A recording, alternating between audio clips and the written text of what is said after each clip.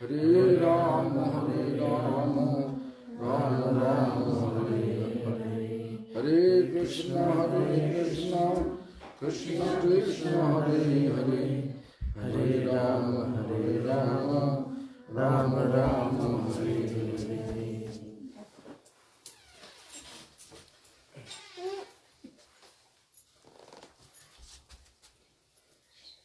সর্বপ্রথমে গুরুপাদ পদ্ম, परम गुरुपाद पद्म,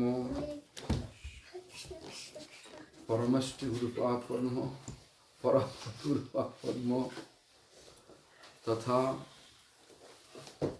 गुरु परम्परा सकल आचार्यवृंदेर श्रीपाद पद्मे प्रणत हुए तादेर अहित कृपा प्रार्थना करी।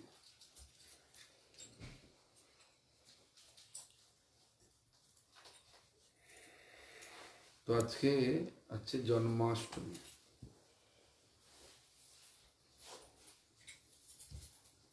মানে ভাদ্র মাসের কৃষ্ণপক্ষের অষ্টমী তিথি।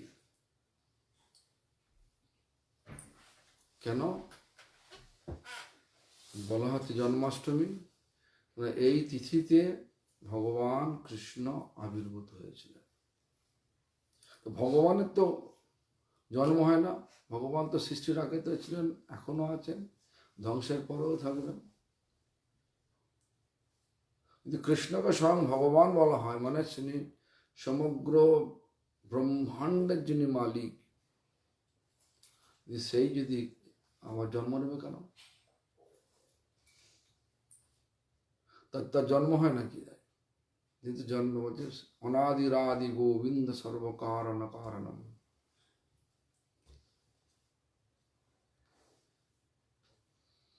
তাই আমাদেরকে ভালো করে বুঝতে হবে যে তিনি কেন আবির্ভূত হন আর তার কারণ কি। অনেকগুলো কারণ। প্রথম কারণ হচ্ছে কি না, তিনি জন্মের লীলা করেন।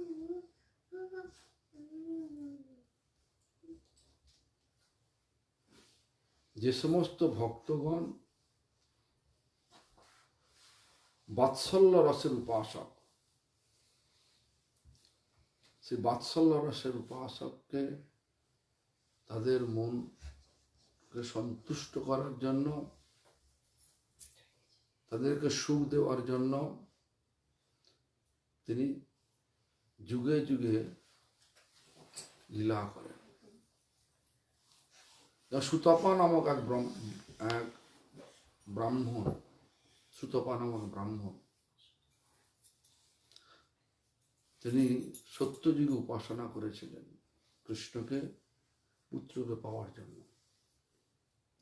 সুতপা ব্রাহ্মণী পরবর্তীকালে এলেন বসুদেব রূপে।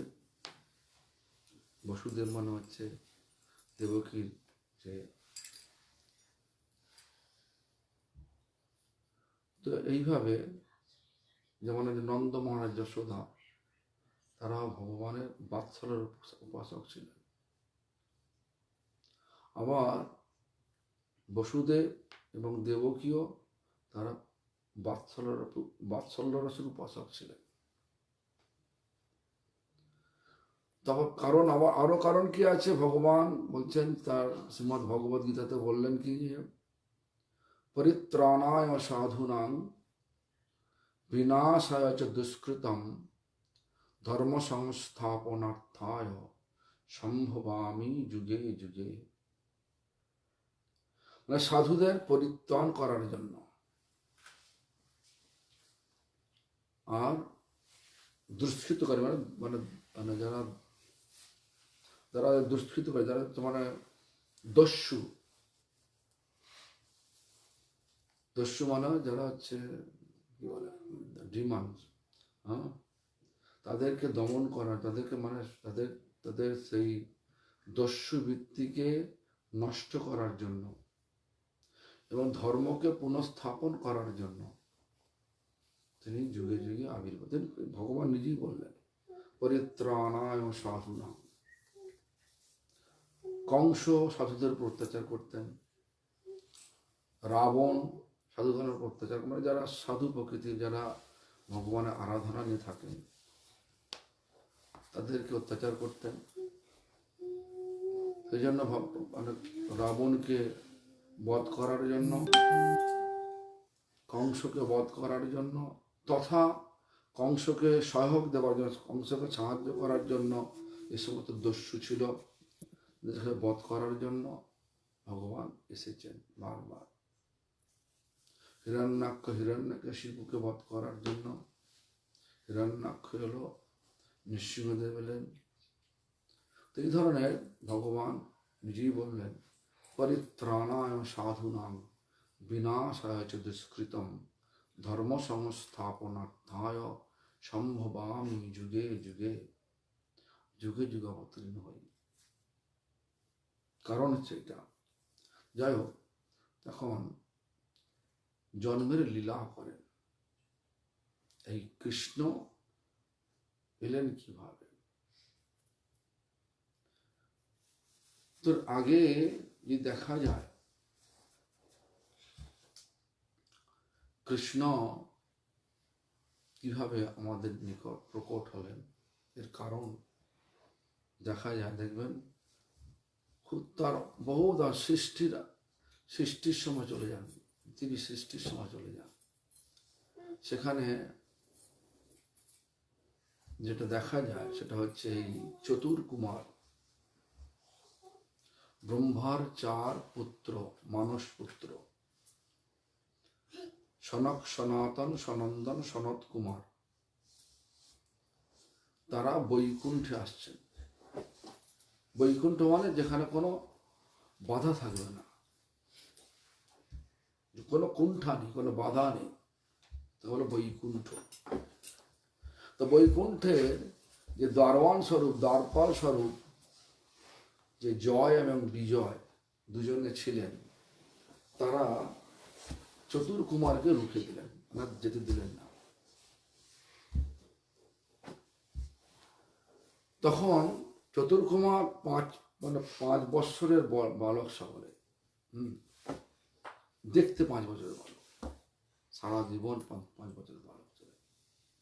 তো যাই হোক, সেই চতুর্কুমারকে যখন রুখে দিলেন, তারা সাধারণত শান্ত স্বভাবের, কিন্তু ভগবানের ইচ্ছাতে তারা খুব ক্রোধিত হয়ে গেলেন।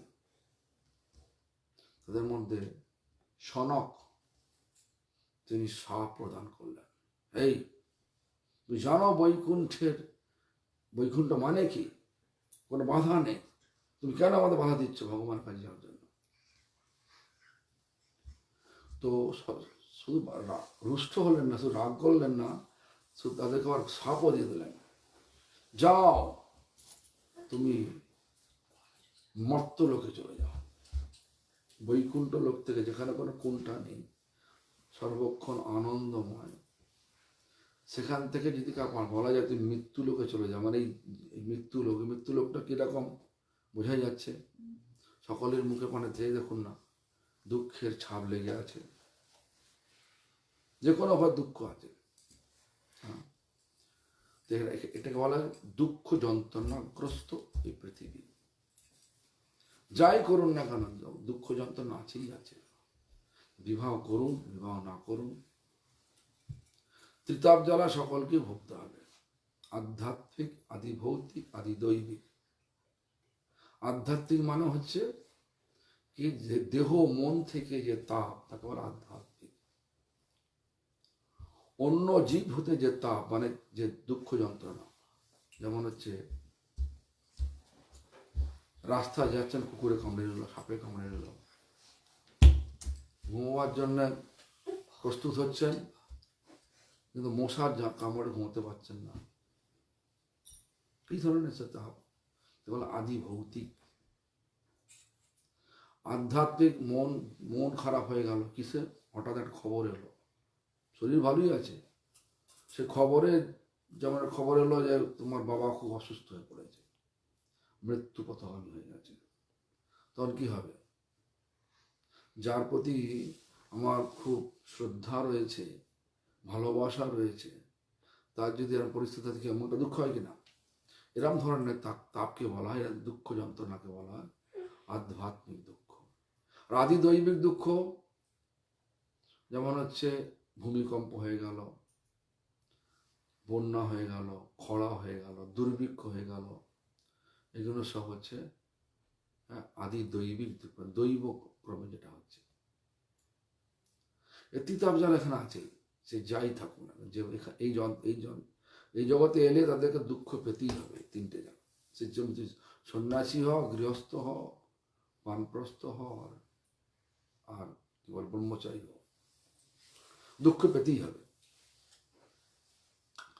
তো সেই জয় বিজয় মর্তলোকে ফিরে যেতে, মৃত্যুলোকে আসতে হবে, দুঃখ যন্ত্রণাগ্রস্ত লোকে আসতে হবে শুনে হাহুতাশ করতে লাগলেন। তখন ভগবান বৈকুণ্ঠের অন্দরমহল থেকে চলে এলেন, সেই দ্বারে চলে এলেন। চলে এসে জয় বিজয়ের দুঃখ প্রকাশ করছে। আবার চতুর্কুমারও বলছেন, আমি তো কখনো ক্রোধিত হই নাই, হয়তো কোনো ক্রোধ কখনো হয় না, আমি কেন ক্রোধ করলাম, আমি কেন অভিশাপ দিলাম? দুজনই এখন দুঃখে নিমজ্জিত হয়ে গেছে।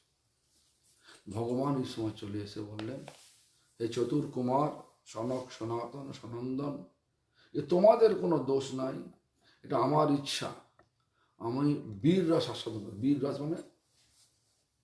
মানে আমার শক্তিকে আমি একটু আস্বাদন করতে চাই। ভগবানের সঙ্গে কে লড়বে? একটা বাঘ কি ছাগল বাঘে লড়াই হয় নাকি? হয় না তো। সেরকম একটা ভগবান হচ্ছেন সিংহ, হ্যাঁ, আমরা হচ্ছি তার কি বলে ছাগল। তাই আমাদের সাথে লড়াই করতে গেলে সেরকম সিংহের মতো শক্তিশালী হতে হবে।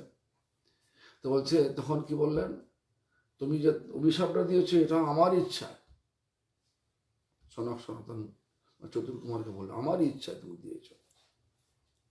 তো এখন এদেরকে দুটো অপশান দিচ্ছি, তোমরা যাবে না বলছে, কিন্তু অভিশাপ থেকে তোমাদের যেতে হবে। তোমরা এখন ভেবে নাও কি করবে। যদি আমার সঙ্গে বন্ধুত্বভাবে, মানে আমার ভক্ত হিসাবে যাও, তাহলে 7 জন্ম পেতে হবে, 7 জন্ম মর্তলোকে থাকতে হবে। আর যদি আমার সাথে শত্রুতা হিসেবে থাকতে চাও, তাহলে 3 জন্ম পেতে হবে। 3 জন্ম তোমাকে এখানে মর্তলোকে আসতেই হবে। এখন যদি তাহলে যদি মনে করেন আপনার এরকম ধরনের একটা জানা আছে, তাহলে আপনি কি বলবেন?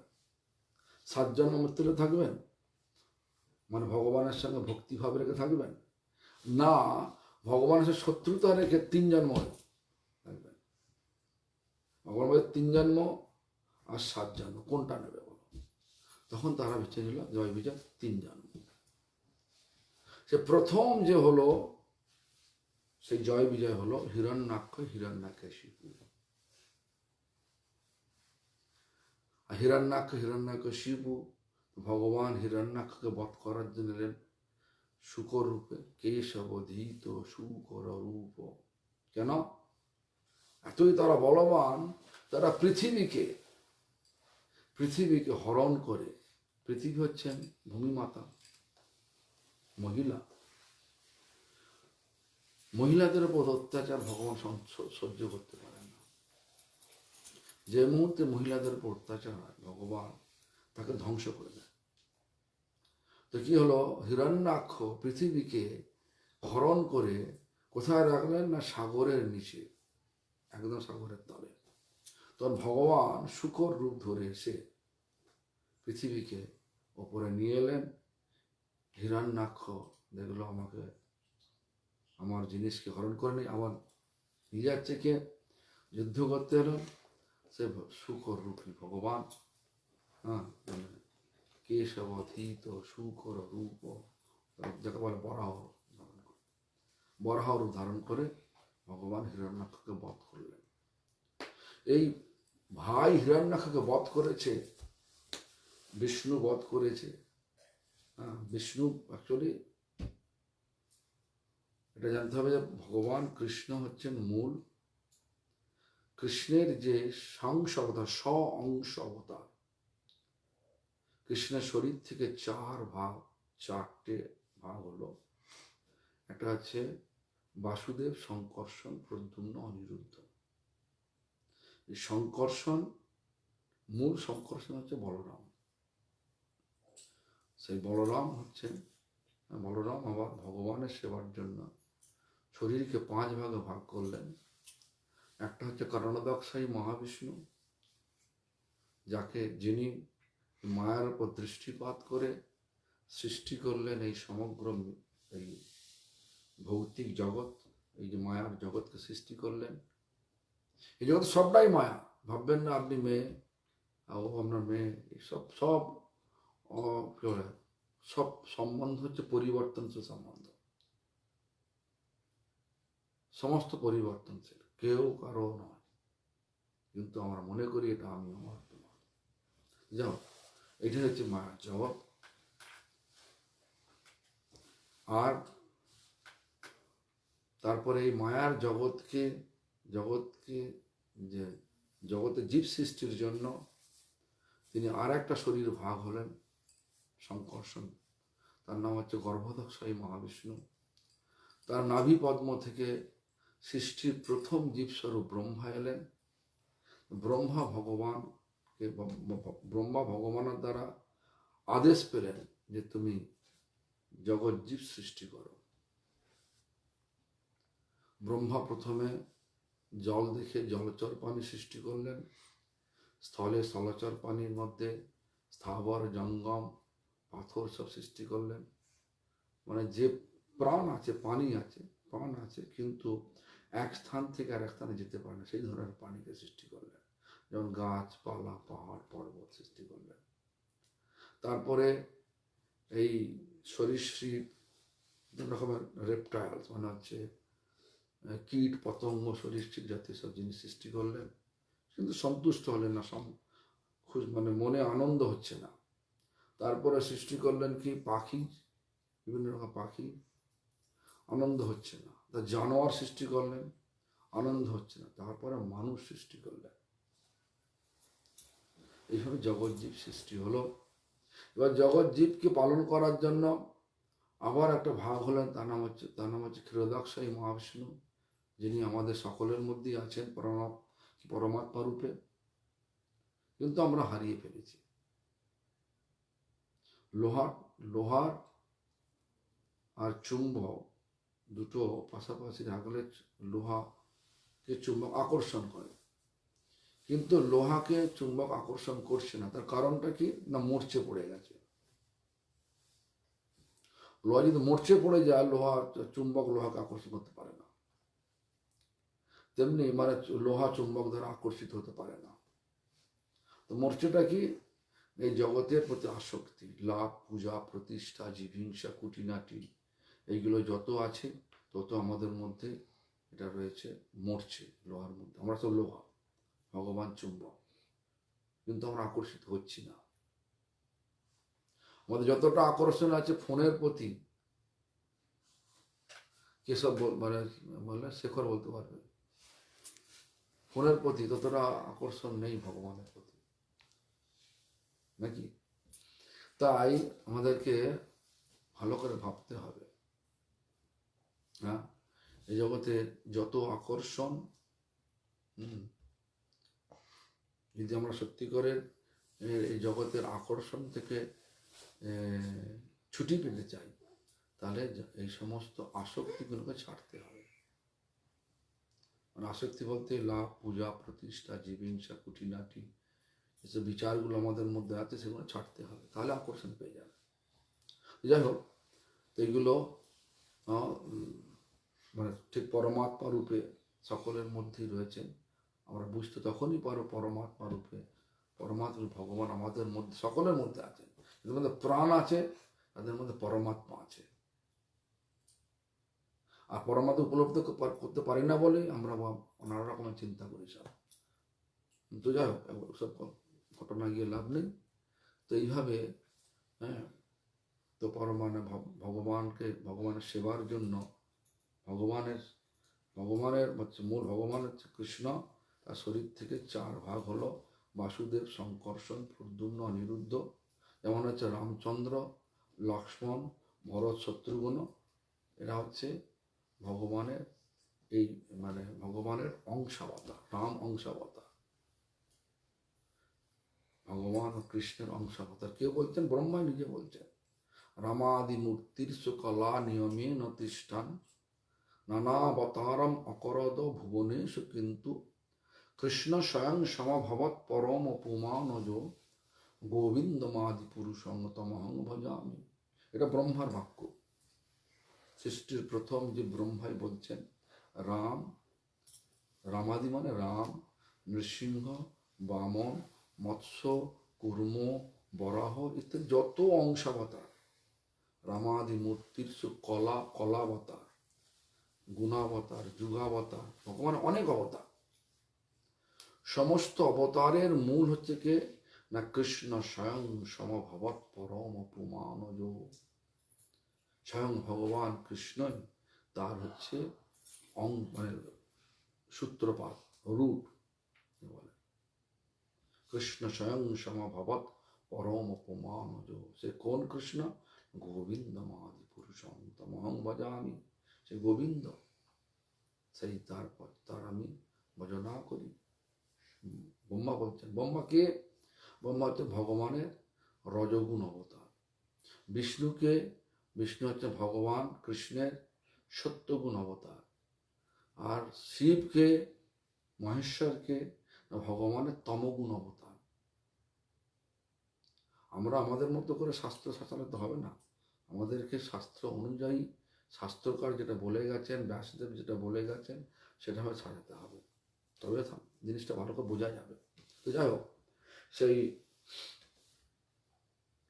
হিরণ্যাক্ষকে বধ করার জন্য ভগবান বিষ্ণু মেরেছে, এটা জানার পরে তার ভাই হিরণ্যকশিপু গুরু শুক্রাচার্যের নির্দেশে, বিষ্ণুকে বধ করা যায়? কখনো যায় নাকি? যায় না তো। কিন্তু শুক্রাচার্য অসুরদের গুরু, তিনি বললেন সৃষ্টিকর্তা ব্রহ্মা, তুমি ব্রহ্মার ধ্যান করো, তার থেকে অমর বর চেয়ে নাও। এত কঠোর তপস্যা, মানে এক পায়ে খাড়া হয়ে, বুড়ো পায়ের একটা বুড়ো আঙুলের উপর দাঁড়িয়ে হাত উঁচু করে 10,000 বছর তপস্যা করলেন, করে ব্রহ্মাকে পেলেন। ব্রহ্মা জিজ্ঞেস করলেন, বৎস তুমি কি চাও? বলছে আমি অমর পদ চাই, অমর বর চাই। ব্রহ্মা তখন মুচকি হেসে বললেন, বাবা আমি তো নিজেই অমর নই, তো অমর বরটা দেবো কি করে? বলে ঠিক আছে, তাহলে দিতে হবে না, তাহলে আমি কাজ করুন, আমাকে বর দিন, এমন বর দিন যে আমাকে সর্বমত্ত পাতাল এই ত্রিলোকে কেউ মারতে পারবে না, আমাকে ঘরের ভেতরে বাইরে কেউ মারতে পারবে না, আমাকে দিনে রাতের মধ্যে কেউ মারতে পারবে না, আমাকে কোনো অস্ত্রের দ্বারা মারতে পারবে না, আমাকে কোনো বিষ্ণু জাত জীব দ্বারা কেউ মারতে পারবে না। ব্রহ্মা সব তথাস্তু করে দিলেন। ভাবলেন যে আমি অমর হয়ে গেছি।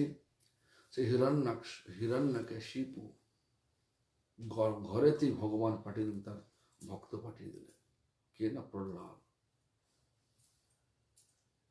হিরণ্যকশিপুর স্ত্রী ছিলেন কি? কয়াধু। তো কয়াধু ভক্ত ছিলেন, তার গর্ভে ভক্ত এলেন। তো একই ঘরের মধ্যে এক অসুর, বাবা অসুর, ছেলে হচ্ছে ভক্ত। কেন না?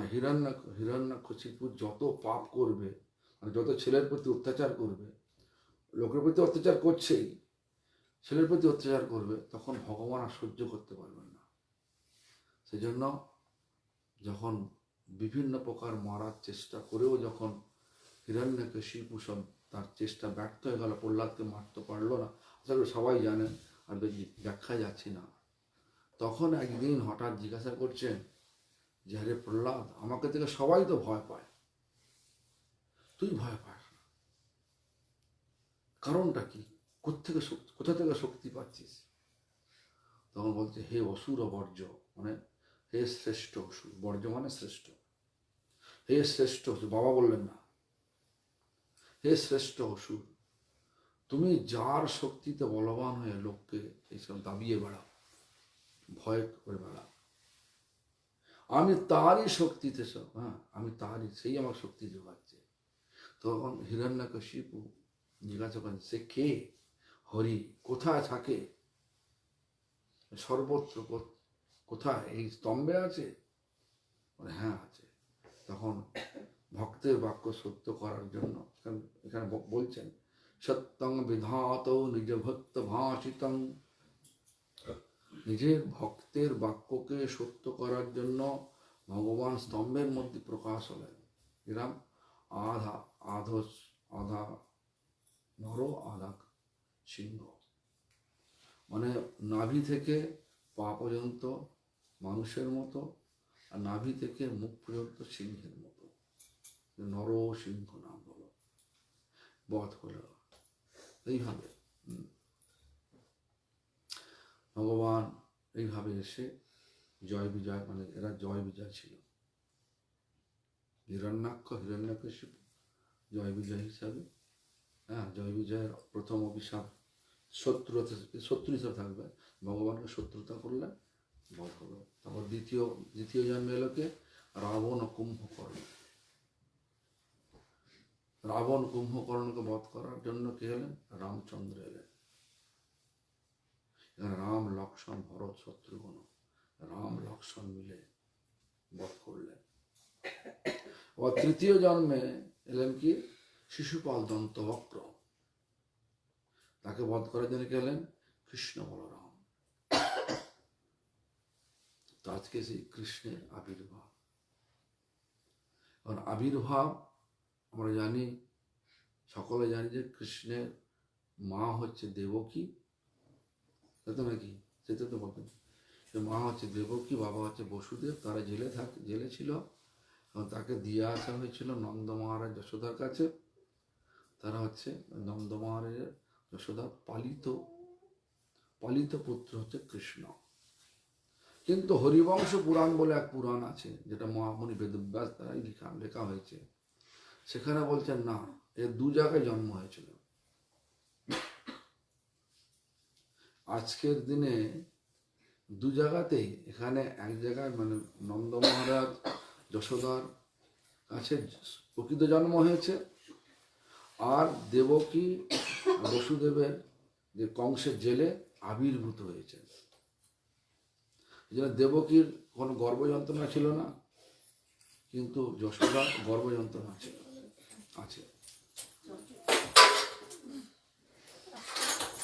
গর্ভযন্ত্রণা আছে।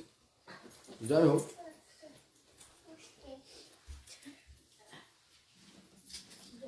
দেবকীর বসুদেবের কাছে ভগবান 4 হাত নিয়ে আবির্ভূত হয়েছিলেন।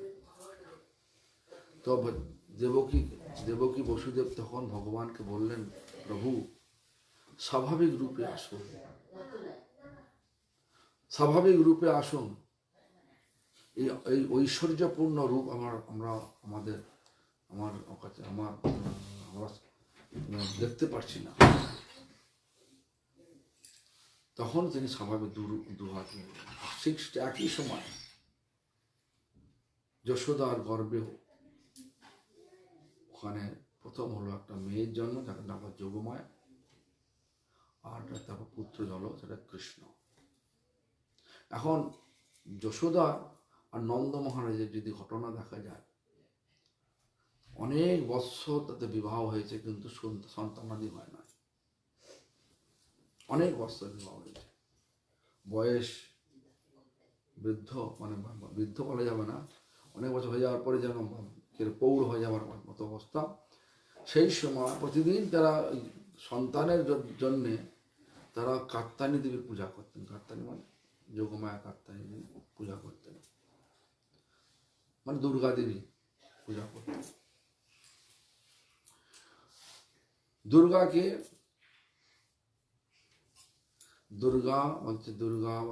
কি বলা? উমা, তাই তো? উমা, রমা, শচী, সত্তা, চন্দ্রা, রুক্মী, রাধা অবতার সব অমনয় বাণী। রাধা অবতার সব অমনায় বাণী। সব রাধারানীর কায়ব্যূহ, কায়ব্য মানে দেহের বিস্তার। যা হোক, তো সেই কাত্যায়নীতে পূজা করতেন। তো একদিন হঠাৎ বৃদ্ধ অবস্থা হয়ে, মানে পৌর অবস্থায় এসে গেছে। তো তারা দুজনই, নন্দ মহারাজ যশোদা দুজনই স্বপ্ন দর্শন করলেন। একটা একটা নীল রঙের বাচ্চা ছেলে, মানে যশোদা দেবীর কি বলে, কোল থেকে, যশোদা দেবীর কোল থেকে ঝাঁপ দিচ্ছে নন্দ মহারাজের কোলে, আবার নন্দ মহারাজ কোল থেকে ঝাঁপ দিচ্ছে যশোদা দেবীর কোলে। দুজনে একসঙ্গে একই রকম স্বপ্ন দেখলেন। তখন তার পরের দিন তারা দুজনে গেলেন কাত্যায়নী দেবীর কাছে, গিয়ে প্রার্থনা করলেন, যদি আমাদের সন্তান দেন, ওই সন্তানটা আমাদের চাই। তারপর থেকে যশোদা দেবীর গর্ভ শুরু হলো। এসব ঘটনা আছে। তো যাই হোক, তারপরে ঠিক আজকের দিন এখানেও আবির্ভূত হলেন, এখানেও জন্ম নিলেন। প্রথমে কে? যোগমায়া দেবী। কেন? ভগবান যখনই আসেন তার প্রথমে যোগমায়াকে পাঠিয়ে দেন, পাঠিয়ে দিয়ে পরিবেশকে ঠিক করে নেন, তারপরে ভগবান আসেন। তো প্রথমে একটা মহিলা, মানে কন্যা সন্তান হলো, সেটা যোগমায়া। তারপরে হলো সবাই যোগমায়া তার প্রভাব ফেলে সমস্ত নন্দ মহারাজের মহলে যত ছিল সব নিদ্রিত হয়ে গেল। তারপরে কৃষ্ণ হলেন, এবং যশোদা দেবী নিদ্রিত হয়ে গেল, কৃষ্ণ হলেন। তার যা হোক, এবার বসুদেব তখন থেকে আবার ভগবান কর্তৃক আদেশ পেয়ে, মানে এই বসুদেবের কাছে যে কৃষ্ণ, সে হচ্ছে বাসুদেব কৃষ্ণ, বিষ্ণু। আর এখানে যে কৃষ্ণ হচ্ছে স্বয়ং ভগবান কৃষ্ণ, যার দ্বারা সমস্ত অবতার এসছেন। এখন ভগবানের আদেশে বসুদেব যে নিয়ে এলেন এখানে, আসবেন কি করে, জেলের মধ্যে আছে তো, কিন্তু ভগবানের সেই যোগমায়ার প্রভাবে সমস্ত গেট খুলে গেল, তালা খুলে গেল, গেট খুলে গেল, প্রকৃতি দুর্যোগপূর্ণ হয়ে গেল। বিদ্যুৎ, বজ্রপাত, জল, বৃষ্টি, এই ধরনের আকাশ এখানে স্বাভাবিকভাবে, সব পরিবেশ শান্ত। আর বসুদেবের আনতে কোনো দেরি হলো না, তো মানে কোনো আর অসুবিধা হলো না, জেল থেকে বেরোতে অসুবিধা হলো না, আসতে কোনো অসুবিধা হলো না। ভগবানের কৃপাতে অনেক বড় ঘটনা, আস্তে আস্তে ছোটো করে বলছি। তো উনি এখানে যখন এসে পৌঁছে গেলেন, তখনই বলছেন আমাদের চৈতন্য চরিতামৃত 4th অধ্যায়ে, প্রথম আদিলীলার 4th অধ্যায়ের 65 নম্বর পয়ারে তিনি বলছেন, বিষ্ণু তখন কৃষ্ণের শরীরে, কৃষ্ণ দ্বারে বিষ্ণু করে অসুর সংহারে। বাসুদেব কৃষ্ণ যে বিষ্ণু, যখনই নন্দ মহারাজের ওখানে প্রবেশ করলেন, এই কৃষ্ণ, স্বয়ং কৃষ্ণ আর বিষ্ণু এক হয়ে গেল, মার্জ হয়ে গেল। আর বলছেন কি, যত বৃন্দাবনে অসুর মারলেন ভগবান, বলছে কৃষ্ণ দ্বারে বিষ্ণু করে অসুর সংহারে। আমরা দেখছি কৃষ্ণ মারছে, কিন্তু কৃষ্ণ মারে না। কৃষ্ণ সবসময় কেবল বাঁশি বাজাচ্ছে। কৃষ্ণ দ্বারে বিষ্ণু করে অসুর সংহারে, এইভাবে ব্যাখ্যা দিচ্ছেন আমাদের আচার্যগণ। তো হরিবংশ পুরাণে এই জন্য বলা হয় কি, যে ভগবান দু জায়গাতেই এসছেন একই সময়। একটা বাসুদেব কৃষ্ণ, যিনি দ্বারকাধীশ হলেন, দ্বারকাধীশ, আর যে স্বয়ং ভগবান কৃষ্ণ, তিনি সব বৃন্দাবনই থাকেন। কিন্তু যখন এই কৃষ্ণ যখন চলে যাচ্ছেন মথুরাতে, তখন আমাদের আচার্য ব্যাখ্যা দিচ্ছেন তদেকাত্মরূপ কৃষ্ণ, সে একই কৃষ্ণ, কিন্তু রসগত পার্থক্য কি না, এখানে আছে বীর রসে পরিপূর্ণ, আর বৃন্দাবন কৃষ্ণ হচ্ছে মধুর রসে পরিপূর্ণ। আবার যখন এই মথুরা কৃষ্ণ যখন চলে গেলেন দ্বারকাতে চলে গেলেন, তখন হয়ে গেলেন কি একই বীর রসে পরিপূর্ণ, অসুর দমন করতে লাগলেন। যাই হোক, তো এইভাবে ভগবান কৃষ্ণকে ব্যাখ্যা করলেন। এখন ভগবান কৃষ্ণ জন্ম হলো, জন্মের পরে দেখা গেল কি সমস্ত দেবদেবীও ভগবানকে দর্শন করতে আসছেন। কোথায়? নন্দ মহারাজের আলয়ে মানুষ দেহ নিয়ে। কিন্তু শিবজি মহারাজা এসছেন, শিবজি মহারাজা এসছেন দেখবেন, কিন্তু উনি জটা জুটো নিয়ে আর গলায় সেই বলে নাগ, মানে গুরুদেব বলরাম শেষনাগকে নিয়ে এসেছিলেন। শিবের গুরু হচ্ছে বলরাম, সেই জন্য গুরু বলরামের একটা রূপ হচ্ছে শেষনাগ, কিন্তু গুরুকে সবসময় গলায় নিয়ে থাকে। শিবের গুরু ভক্তি খুব। যাই হোক, তো এইভাবে তিনি যখন এলেন, তখন নন্দ মহারাজের দ্বারপাল মানে দারোয়ানরা আটকে দিলেন, বলছে তুমি যেতে পারবে না, তুমি এই ধরনের দেখলে আমাদের নন্দ মহারাজের লাল্লা, লালা মানে কৃষ্ণ, 4 দিন হয়েছে, 4 দিনের দিন শিব এসেছিলেন, না 4 দিনের না, সঙ্গে সঙ্গে এসেছিলেন। তারপরে কি হলো, আর যেতে দিলেন না যখন, তখন শিবও প্রতিজ্ঞা করে বললেন, আমি যদি হে ভগবান আমি তোমার ভক্ত হই, তোমাকে আমার কাছে আসতে হবে, প্রতিজ্ঞা করে বসলেন। ঠিক নন্দ মহারাজের আলয় মানে নন্দ মহারাজের রাজপ্রাসাদের পাশেই বসে রইলেন। আর ভগবান মানে ভক্ত তো বাল্যলীলা, মানে ভগবান তো বাল্যলীলা করছেন, ও তো আসতে পারবে, ও তো হেঁটে চলে আসতে পারবে না। এখন কাঁদতে আরম্ভ করলেন, ভক্তের কাছে যাওয়ার জন্য কাঁদতে আরম্ভ করলেন। নন্দ মহারাজ অনেক চেষ্টা করলেন, কাঁদার, ভগবানের কান্না বন্ধ করতে পারছেন না, মানে তার পুত্রের লালার কান্না বন্ধ হচ্ছে না। সবাই চিন্তিত হয়ে পড়লেন, বৈদ্য ওঝা যত আছে সবকে নিয়ে এলেন, কেউ কিছু করতে পারছেন না। তখন কতগুলো গোপী দেখছে একটা বাইরে যোগী হচ্ছে, আসলে যোগী নয়, আসলে শিব, যে বাবা আমাদের এরম লালার এরম হয়েছে, তুমি কাঁদছে, তুমি কি কান্না বন্ধ করতে পারবে? বলছে হ্যাঁ পারবো। তো চলো। না যাবো না। কেন? না আমি কোথাও যাই না, যদি লালাকে কান্না বন্ধ করতে এখানে আসতাম না, আসতে পারো।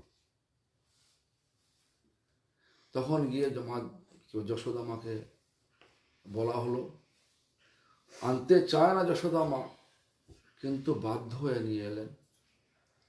আর যখন নিয়ে এলেন, তখন সেই যোগী মানে শিব 2 চোখ ভরে সে ভগবানকে দর্শন করে, ভগবান বাল্যলীলা দর্শন করছেন। তারপরে শিব যোগী বলছে যে তোমার সন্তানের 2টো চরণ আমার মস্তকে দাও। যশোদা মা দেবে না, যে কেন? আপনার পাপ লাগবে।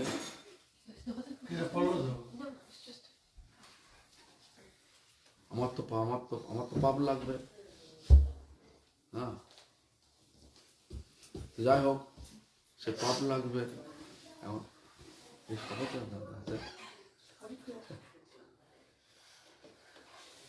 তো কি হলো, বলছে তাহলে আপনি যদি না দেখেন, না যদি আমার না লাগান, তাহলে আমি নিয়ে যান, আমি কিছু করতে পারবো না, চলে যাবো।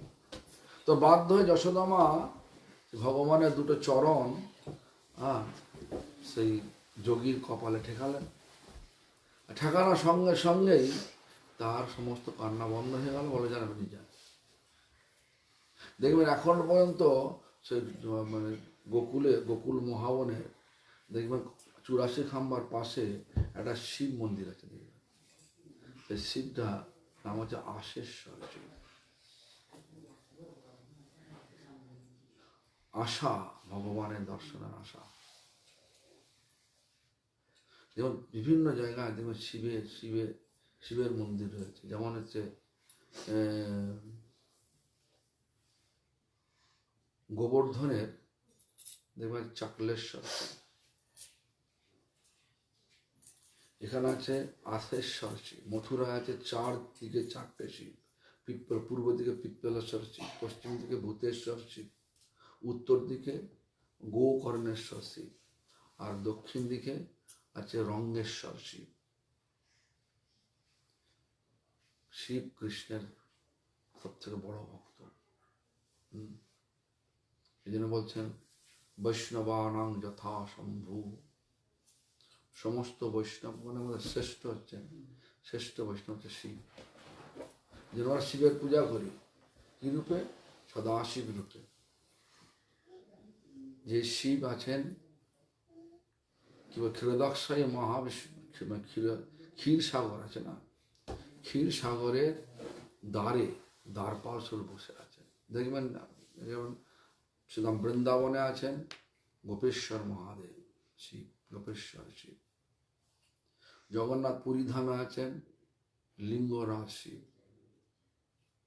আর মায়াপুরে আছেন ক্ষেত্রপাল শিব চারদিকে। কাম্যবনে আছে কামেশ্বর শিব। তারপরে আছে নন্দগামে আছে আশেশ্বর শিব, ওখানে আছে আশেশ্বর শিব। আর রাধারানী পূজা করতেন কখন কৃষ্ণ দর্শন পাবো, রাধারানী পূজা করতেন। এইভাবে শিবময়। তো যাই হোক, এইভাবে ভগবান প্রকাশিত হলেন। তারপরে সে শিবের প্রকাশ। তারপর আমরা যদি দেখা যায় 6 দিনের দিন হলো পুতনা।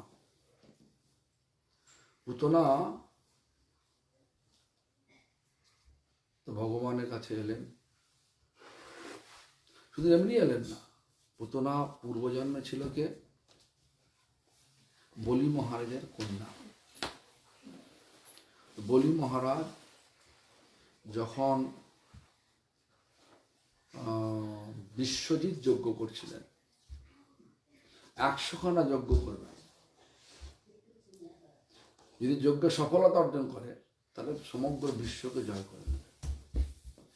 99খানা যজ্ঞ বলি মহারাজ শুক্রাচার্য দ্বারা করে সফলতা অর্জন করে, মানে সাকসেসফুল হয়েছে। প্রতিটা যজ্ঞ কুণ্ড থেকে রথ এসছে, ঘোড়া এসছে, হাতি এসছে, ধ্বজা এসছে, বিভিন্ন অস্ত্র এসছে, সব সাকসেসফুল। আর একটা মাত্র বাকি আছে। তখন সমস্ত দেবদেবী, স্বর্গের দেবদেবী, ইন্দ্র সহ সব দেবদেবী ভগবান বিষ্ণুর কাছে এসে ধর্ণা দিলেন যে আর মাত্র একটা মাত্র যজ্ঞ যদি সমাপ্ত হয় তাহলে আমাদের স্থান আর আমার স্বর্গে থাকবে না, ও সব কিছু দখল করবে। সেজন্য ভগবান বললেন ঠিক আছে, আমি অদিতি মানে দেবমাতা অদিতির তো কাছে আমি প্রতিজ্ঞা করেছিলাম তোমার সন্তানকে একবার আসবো, আমি এখন যাবো। বামন দেব রূপে ভগবান এলেন। সেই বামন দেব রূপে যখন গেলেন ভেতরে যজ্ঞশালাতে, যখন যজ্ঞ হচ্ছে, লাস্ট যজ্ঞ শুরু হবে, 100 নম্বর যজ্ঞ, তখন বলি মহারাজের মেয়ে কন্যা রত্নাবলী দেখছে যে সুন্দর ছেলেটা, খুব সুন্দর দেখতে, খুব ছোট্ট খাটো ফুটফুটে, আর হাতে একটা ছাতা, হাতে একটা কমণ্ডল, একটা হাতে ছাতা একটা কমণ্ডল নিয়ে যাচ্ছেন। সুন্দর একটা ছোট্ট ছেলে দেখে বলি মহারাজের কন্যা রত্নাবলী মনে মনে চিন্তা করেছিলেন, আহারে এত সুন্দর ছেলে, যদি সুযোগ হতো আমি তাহলে ওকে কোলে নিয়ে বসাতাম। তো ভগবান তো সকলের অন্তরে আছেই, তো সে পরমাত্মাকে তো আছেই। তিনি মনে মনে বললেন তথাস্তু, তোমার আশা পূর্ণ করবো, এখন নয়, দ্বাপরে যুগে পূর্ণ করব। তারপরে যখন বামনদেব ত্রিপাদ ভূমির ছলনায় বলি মহারাজকে যখন এমনভাবে করে দিলেন যে বলি মহারাজ বললেন, ছোট ছোট পা, তুমি ত্রিপাদ ভূমি কি করবে? আমি একটা এত বড় মহান রাজা, তুমি আমার থেকে এমন কিছু চেয়ে না, 10টা গ্রাম চেয়ে নাও, আমি তোমাকে 10টা গ্রাম দিয়ে দেবো। হিরে তো চেয়ে নাও, তোমার কয়েক পুরুষ তোমাকে আর ভিক্ষা করতে হবে না, চেয়ে নাও। না হে রাজন, আমি ব্রাহ্মণ, আমি যেটা চাই সেটাই আমি চাই, সেটা দিলেই আমি সন্তুষ্ট। তুমি দেবে তো বলো, তাহলে আমি এখান থেকে চলে যাব। তখন বাধ্য হলেন, স্বীকার হলেন। যদিও শুক্রাচার্য জেনে, এর মধ্যে কথোপকথনের মধ্যে জেনে নিয়েছিলেন, মানে ধ্যানের মধ্যে দেখে নিয়েছিলেন, এই বামন রূপী ব্রাহ্মণ এই আসল, এটা হচ্ছে বিষ্ণু। তখন বলি মহারাজকে বললেন, এ মহারাজ বলি, তুমি কোনো কিছু স্বীকার হও না, রাজি হও না, যাও, এসে বিষ্ণু। বিষ্ণু নাম শুনতেই বলি মহারাজ আরো মানে আগ্রহ হয়ে গেল। বিষ্ণু মানে যিনি সকল ব্রহ্মাণ্ডের রাজা বিষ্ণু আজ আমার কাছে হাত ফেলেছে, মানে আমার কাছে চাইছে, আমি দেব না। গুরুদেবকে তিনি ত্যাগ করে দিলেন, ওই সময় ভগবানকে দিলেন। তারপরই ভগবান তার পা বিস্তার করে দুটো পায়ে বলিমরায় সমস্ত রাজ্য দখল করে নিলেন। আর তৃতীয় পা নাভি থেকে বার করে বলছে, হে বলি, বলো কোথায় রাখবে এই পা। যখন এর দৃশ্য বলি মহারাজ বলছেন আমার মাথায় রাখো, তখন ওই বলি মহারাজ মেয়ে মনে মনে বলেছিল, আমি যদি জানতাম এই ছোট ছেলেটা একটা এই ধরনের বদমাস, হ্যাঁ, ওকে বিষ দিয়ে মেরতাম।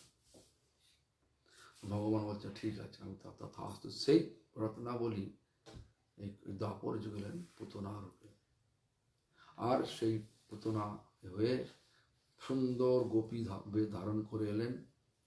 তারপরে ভগবানকে কোলে নিলেন। প্রথম যে প্রার্থনা ছিল, তো ভগবান তো চোখ বুঝেছিলেন, কিন্তু যখন পুতনা এসে ভগবান চোখ বুঝেছিলেন, কেন ভগবানের দৃষ্টির কাছে কোনো মায়ার কোনো রূপ চলবে না, সব মায়াদেবীর রূপ ভেঙে যাবে। যেন ভগবান চোখ বুঝেছিলেন। আর যখন সে বলছে বিষ দেবেন, তার স্তনের মধ্যে বিষ মাখিয়ে নিয়ে এসছেন, কালকূট বিষ দিয়ে মাখিয়ে যখন মুখে দিয়েছেন, বিষ দেবেন, বিষ দিয়ে কি আর ভগবানকে মারা যায়? ভগবান স্তন নিয়ে মানে কি বলে শাকিং মানে হচ্ছে একদম এমন ধরনের টান দিলেন, তার প্রাণ চলে আসছে।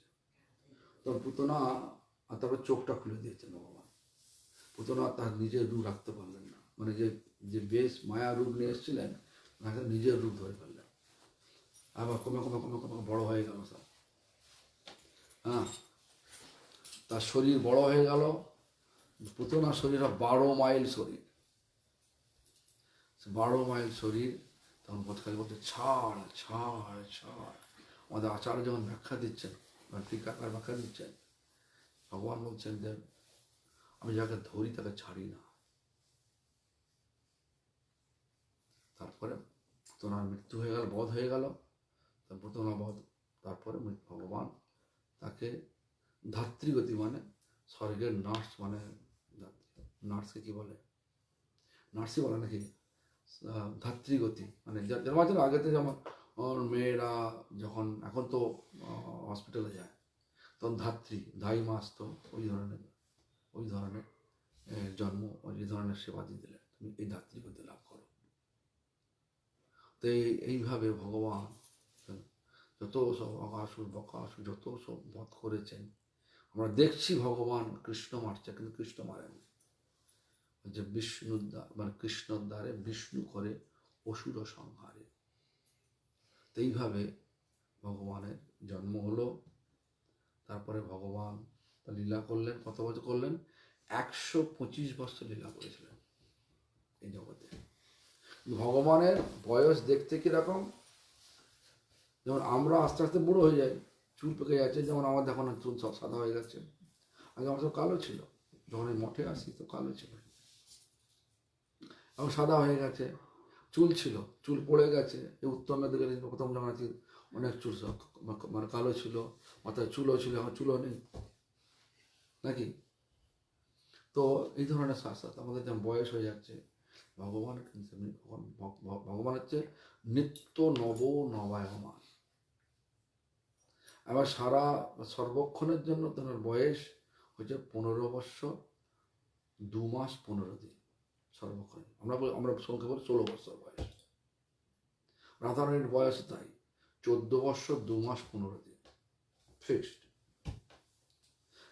কৃষ্ণ লীলা করেছেন বৃন্দাবনে, ব্যাঘ্রভাব দৃষ্টিতে লীলা করেছেন বৃন্দাবনে কত বৎসর? 9 বৎসর 10 মাস লীলা করেছে। দেখো যে লীলা দেখছেন না বৃন্দাবনের গোপীদের সঙ্গে লীলা, ওই 9 বৎসর 10 দিনের মধ্যে 9 বৎসর 10 মাসের মধ্যে সে করেছে।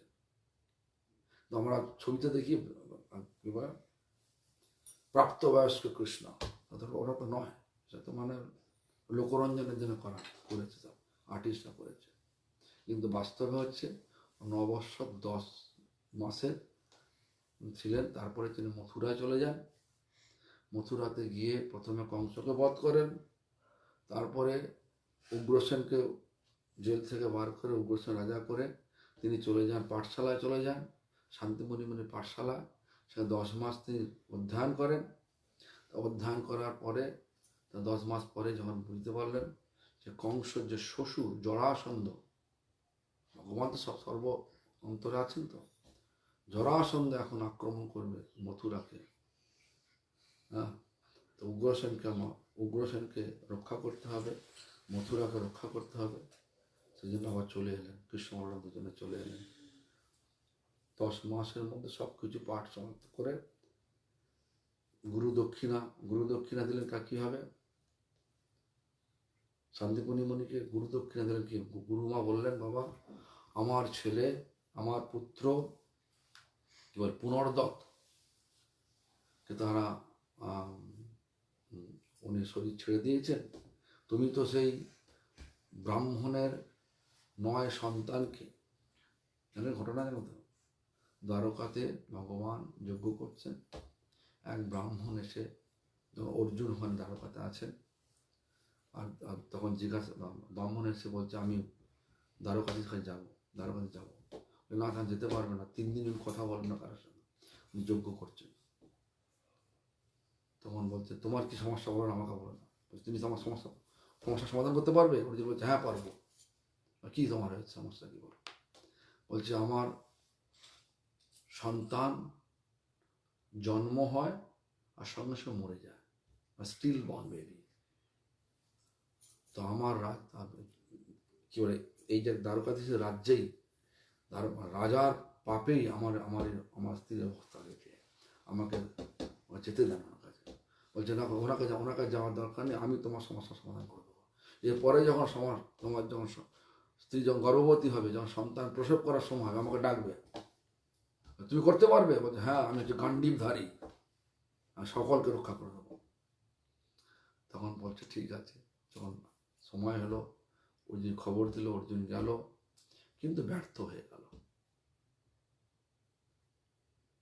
আচ্ছা, তো যে ব্রাহ্মণ যখন বলছে তুমি যদি না করতে কি করবে? বলছে আমি আমার নিজের শরীরকে অগ্নিসমাধি দিয়ে দেবো।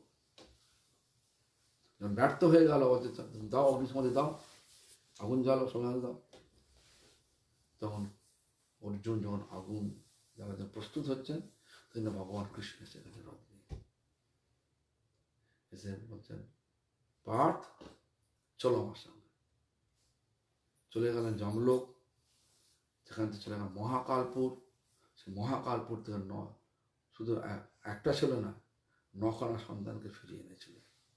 সেটাকে উল্লেখ করে শান্তিমণি মুনির স্ত্রী গুরু মাতা বললেন আমার এই পুনর্দত্তকে তুমি এনে দাও।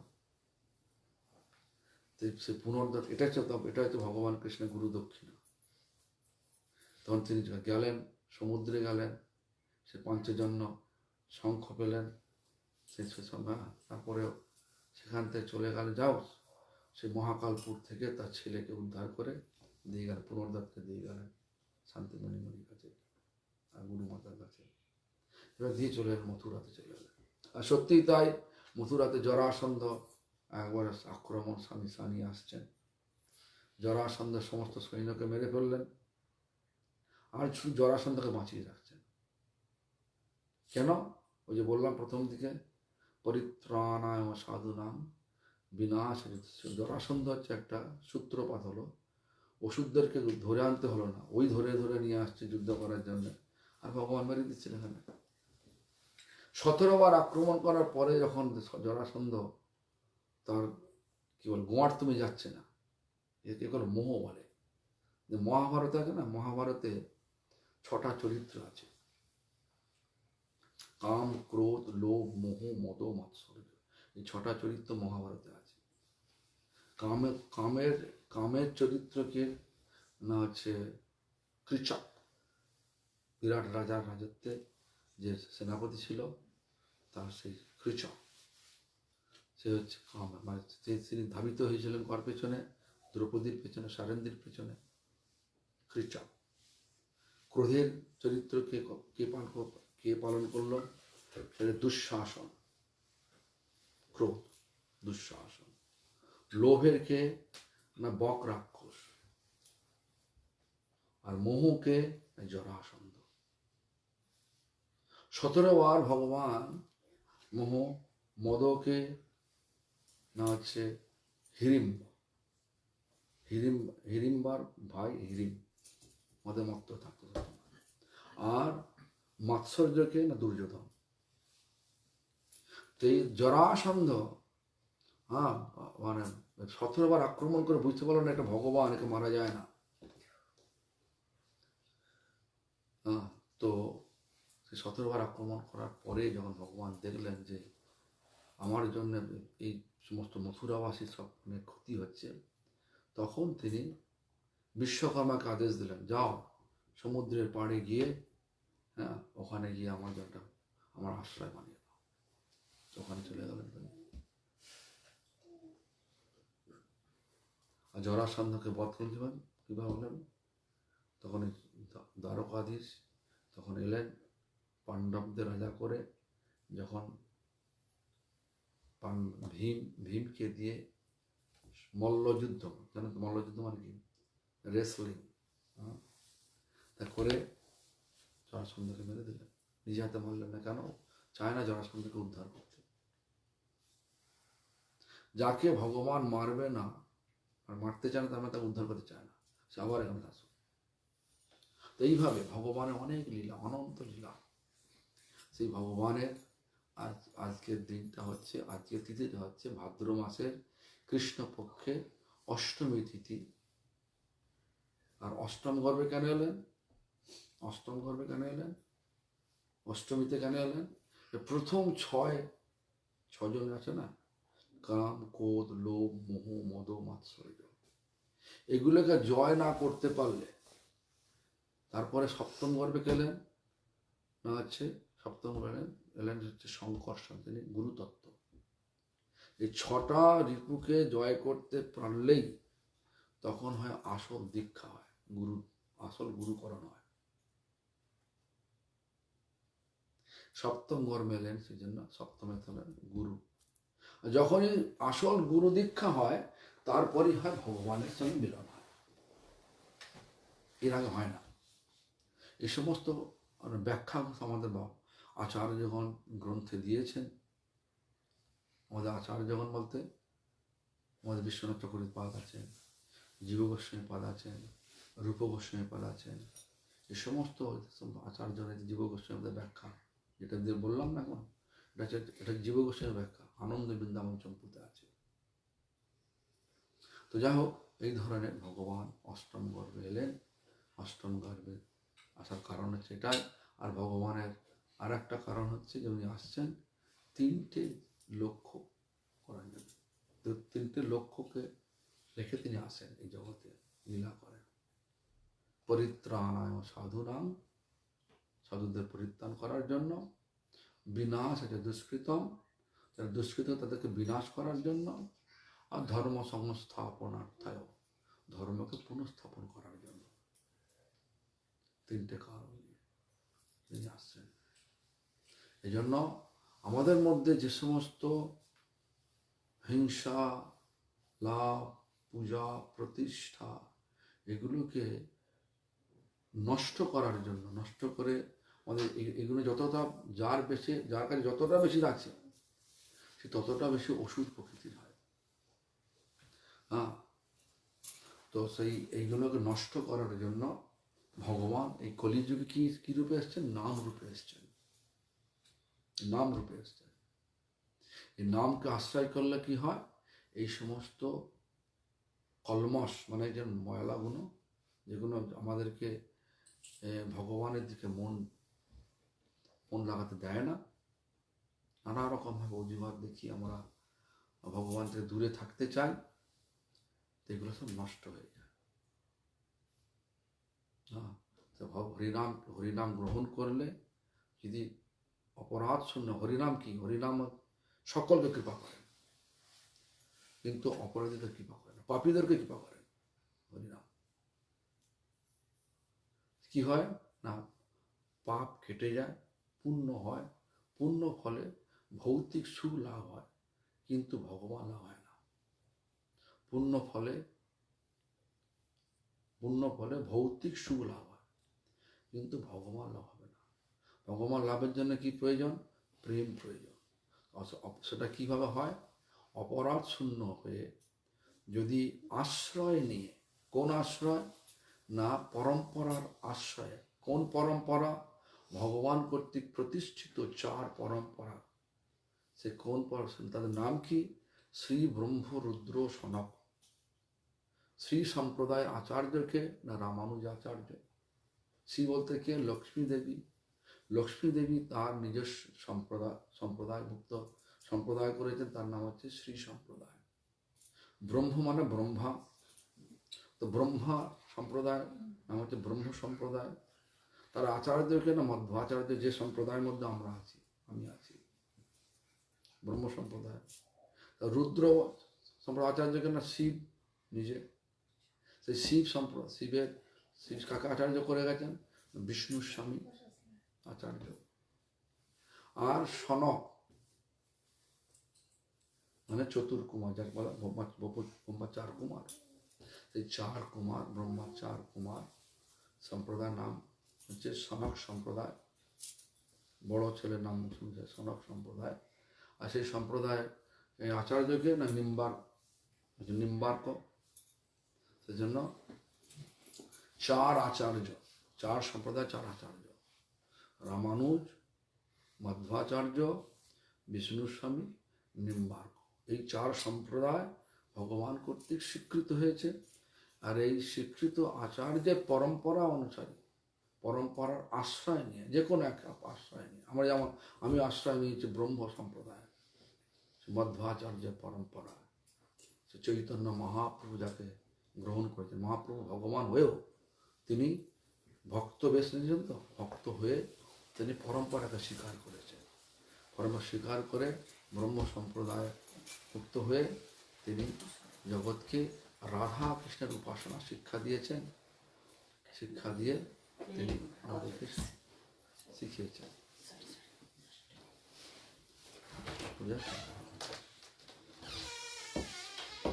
তো এইভাবে যদি করা যায় তাহলে কি হয়, প্রেম হয়।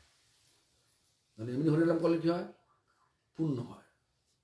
পুণ্য কি, পুণ্য ফলের দ্বারা মানে ভৌতিক সুখ লাভ হয়, আর প্রেম দ্বারা ভগবান লাভ হয়। তো প্রেম আসবে কি করে, বলে দিলাম যে আশ্রয় লইয়া ভজে তারে কৃষ্ণ নাহি তাজে, আর সব মরে অকারণ।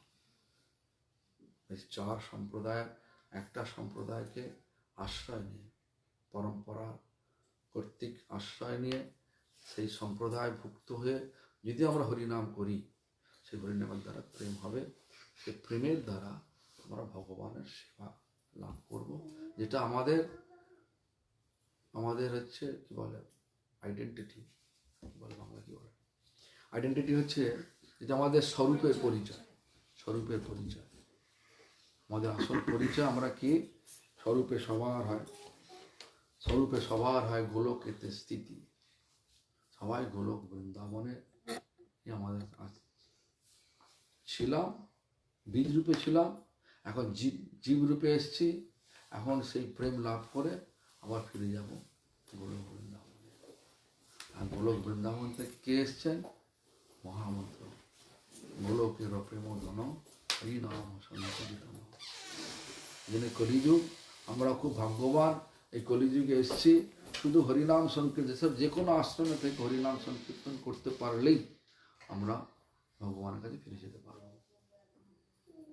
নিত্য আনন্দময়, শান্তিময়, প্রেমময় জগৎ গোলক বৃন্দাবন ফিরে যেতে পারব। জন্মাষ্টমী করুন, আর চিন্তা করুন, হরিনাম করুন, হৃদয়ের কর্মসকে দূর করুন, ধীরে ধীরে স্বীকৃতি অর্জন করুন, তারপরে বিচার করুন কোথায় যাবেন। হরে কৃষ্ণ। বলো, কোনো প্রশ্ন আছে? শিলুর প্রশ্ন আছে কি?